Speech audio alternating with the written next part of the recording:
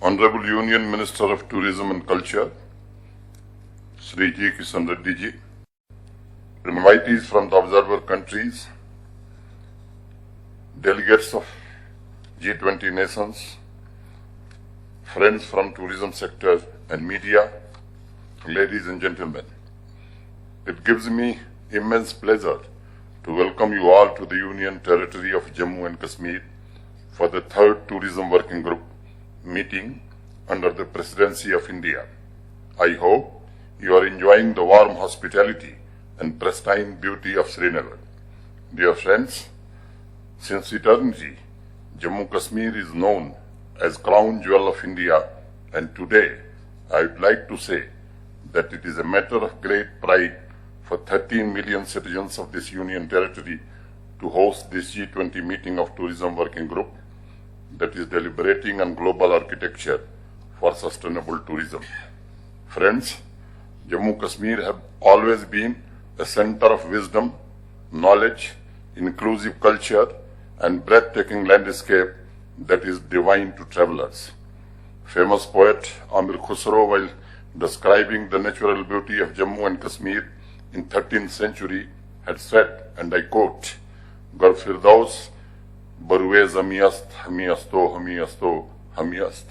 If there is a paradise on earth, it is this, it is this, it is this. So it is not surprising that in the modern days, one of the oldest travel guidebook publisher, Lonely Planet, chose to call Jammu Kashmir as Switzerland of India. Friends, for almost 30 years, this land of peaceful coexistence of almost all religious sects had to suffer state-sponsored terrorism by our neighboring country.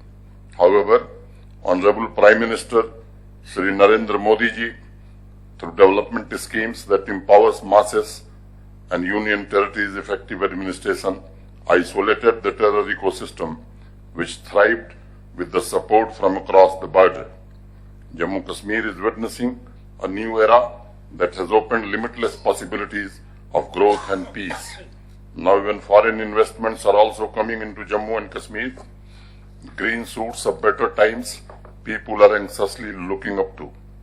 Friends, I will run you through broad contours of our deep dive initiatives to demonstrate India's resolve that Jammu Kashmir should also benefit from the virtues of democracy like the rest of the states and Union Territory. Equally pertinent is that tourism cannot grow in isolation. The economics of it is fine. The tourism needs good infrastructure, sound policies, and effective and responsive governance. No less fundamental to me is the fact that only peace and happiness of people can bring warmth. Today, Jammu Kashmir stands among the developed regions of India on some miserable milestones, and we are committed for people's prosperity both economically and socially.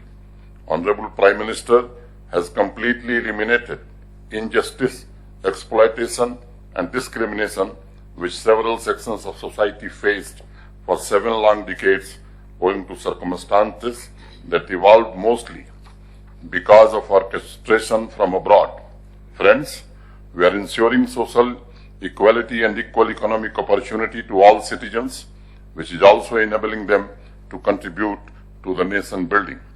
Grassroots democracy has been strengthened, new industries are coming up, rapid agricultural growth is making our villages prosperous, new institutions have been opened up in higher education, youths are being trained for Industry 4.0, infrastructure development is progressing rapidly, and our emphasis on technology is transforming Jammu Kashmir into a digital society. In the past 4 years, the ranking of Jammu Kashmir on the various parameters of sustainable development goals have gone up, thanks to visionary leadership of Honorable Prime Minister Modi ji. And the world can see, the entire society, especially the young generation, is scripting a bright future for themselves and the nation. The speed and scale of rapid development in Jammu Kashmir are awe-inspiring. Our speed to execute infrastructure projects has gone up almost 10 times. I will give you a small example. Only 9,229 projects were completed in the year 18-19. In the last financial year, we have completed 92,560 projects. This achievement is a testimony to our resolve of peace and prosperity and making all our citizens equal partners in this journey of growth. Friends, the COVID pandemic made the world realize the hard way the virtues of travelers' well-being and also the values of a shared vision, one earth, one family, and one future. The paradigm shift towards sustainable living, inclusive and sustainable development is also an opportunity to provide new impetus to sustainable tourism. I am truly delighted that under India's G20 presidency, the G20 Tourism Working Group, it is a poetry, it is a land of realization, it is an energy field vibrating with the ageless Indian culture, environmental awareness. Numbers are adding to the narrative.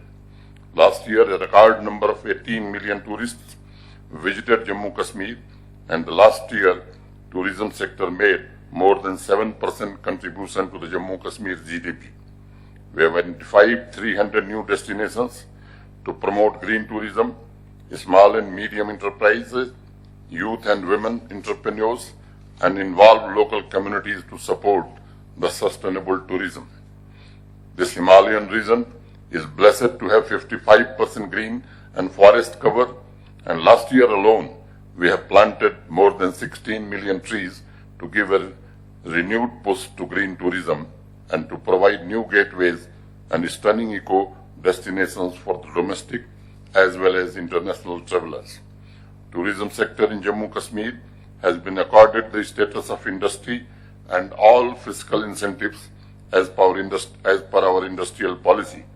And I can tell you, we are receiving massive investment proposal from the industries in hospitality sector. Friends, Jammu and Kashmir used to be the favorite location for Bollywood film industry till late 1980s. After a long pause of almost 4 decades, we have revived the relationship with Bollywood and launched a film policy in 2021 to attract more investment into film sector and to make Jammu and Kashmir most popular film shooting destination. Last year alone, more than 300 movies were filmed in the region, and such enthusiasm is bringing about a qualitative change in the lives of the people. For the travelers who want to explore the charming and adorable villages, we have come up with homestay facilities. It is being promoted and marketed by harnessing the power of digital tools, and it also ensures that incredible ecology is protected and promoted. We are grateful to Honorable Prime Minister Mr. Modi for his consistent effort to develop Jammu and Kashmir as one of the most sought of Kishtwar, Sanasar, Gurez, Patnitop are now on the global tourism map and offering stunning scenery, skiing, snowboarding, trekking, beautiful and iconic mountain ranges, spiritual experiences, and rich cultural canvas. Several destinations in Jammu and Kashmir are living examples of connect between the ancient and the modern, inclusive culture, history, music, and traditional cuisine that can truly provide elevated travel experiences to the people. We are developing the country's first book village on the banks of Wooler Lake and many hiking trails for tourists who love tranquility of nature. Our aim is to make the countryside and popular destinations more sustainable and preserve the beauty of fascinating heritage sites. I am confident, under the leadership of Honorable Prime Minister Mr. Modi, Jammu and Kashmir will soon find its place in the top 50 destinations in the world, and it will be on the travel bucket list of global travelers. Through this empowered gathering, I invite the world to Jammu and Kashmir. Give us a chance to host you and for you to know us. Come, enjoy and rejuvenate yourself. With these words, I once again welcome delegates of G20 nations. I wish you all a fruitful, enlightened discussion and positive outcomes that will help us building a global architecture for sustainable growth in tourism sector. I hope you will also enjoy our warm hospitality and breathtaking views of Dal Lake. Jai Hind.